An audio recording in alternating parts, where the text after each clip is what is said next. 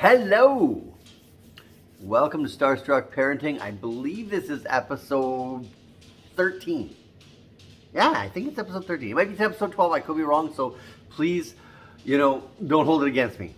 But today I want to talk about letting your kids do dangerous stuff carefully. Now, that's a scary concept if you're a parent, right? You see your 3-year-old climbing up to the top of the monkey bars and they're going to, walk across the top and you're like, uh-oh, they're going to fall. And you want to go save them, right? Or your teenagers learning to drive and you want to reach across and actually that's a really great story. So, if you guys caught my first episode, I grew up on a small island. And so when I was 16, I went and I got my learner's license and I was practicing driving, and this island was small, okay? There was one speed limit. It was 50 kilometers the whole way around. There was 4 stop signs and a school zone, okay? So there wasn't a lot of like worrying about lights and other traffic and all this stuff.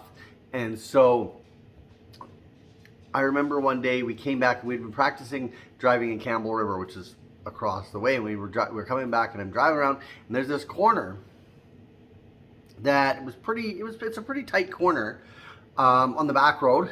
That's what we called it. I believe it's called Harriet Bay Road, but we call it the back road because there's the back road and the front road. It's Harriet Bay Road and West Road. And so I was coming around this corner and my mom was in the passenger seat and there's oncoming traffic. She reaches over and grabs the steering wheel and pushes it because to her view, she wasn't used to being in the passenger side, we were going in the ditch. We were completely in the lanes and she shoved us into the other lane, into oncoming traffic, to which I corrected and then I got really mad at her. Of course, I was learning, right?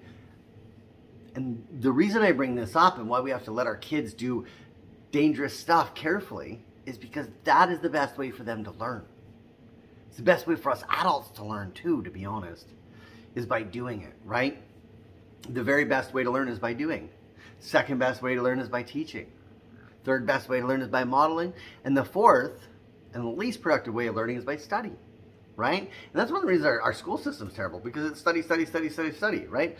Learn this, and it's stuff that you're never actually going to put into applicable use. So when you see your kids, and my wife does this all the time, right? She'll intercede with my daughter or our daughter and whatnot, because she doesn't want her to get hurt. And I want to bring this into adulthood for you, okay?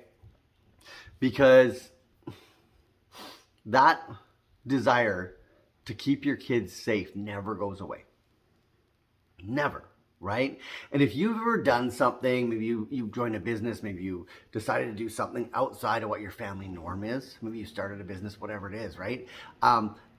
And your family said, I think that's a bad idea. I think you should keep the job. I think you should do this. I don't think you should do that. It's not going to work out. And they're discouraging you when you really need encouragement, right? It's scary enough starting a business without having the people closest to you putting you down or naysaying it. But I want to tell you, those people, they're not trying to put you down, right? What they're doing is they're trying to protect you.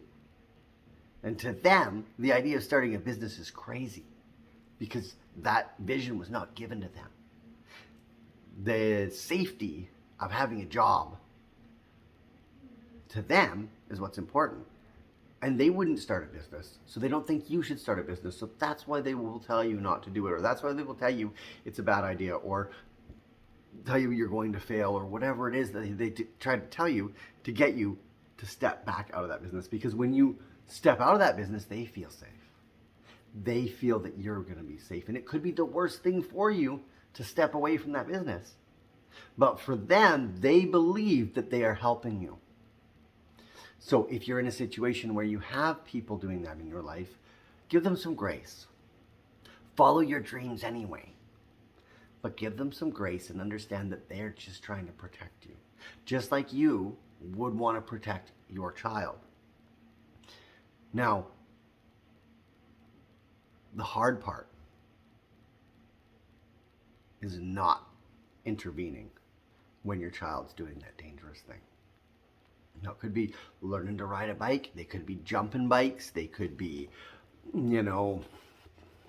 climbing monkey bars, they could be running along the beach, something I did as a kid, all sorts of things. You know, I did jumping bikes and I ripped my gums out, wiping out on a bike, but I learned not to do that again, right? Like, and you know, you're going to go through some stuff. You're going to go through some times where you are put in a position where what do you do? Do you intercede and maybe stop them from getting hurt, but definitely stop them from learning a lesson? Or do you let them go through the process, maybe get hurt, or maybe have a success, and learn from their experience? Now, I'm going to leave you with that, but I think it's something that we should all contemplate deeply. Thank you for your time.